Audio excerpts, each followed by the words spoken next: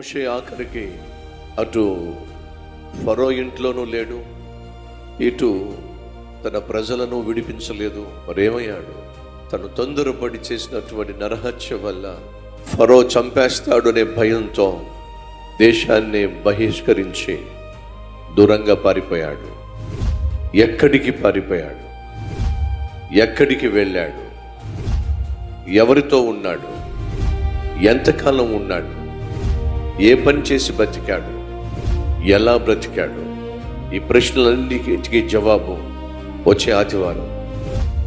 ఏ స్థితిలో మోషే ఉన్నప్పుడు దేవుడు కనుగొన్నాడు? ఏ స్థితిలో నుండి మోషేను దేవుడు లేవనెత్తి ఇశ్రాయేలు ప్రజలను విడిపించటానికి దేవుడు సిద్ధపరిచాడు?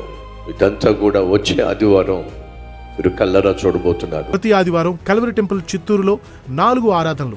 మొదటి ఆరాధన ఉదయం 6 గంటలకు, రెండవ ఆరాధన ఉదయం 9 గంటలకు, మూడవ ఆరాధన మధ్యాహ్నం 12 గంటలకు, 4వ ఆరాధన సాయంత్రం 6 గంటలకు జరిగే ఆరాధనలకు తప్పక రండి, కుటుంబంగా రండి. స్థలం హేమమాధురి కళ్యాణ మండపం, HDFC బ్యాంక్ దగ్గర, పుత్తూరు రోడ్, KR పల్లి, చిత్తూరు.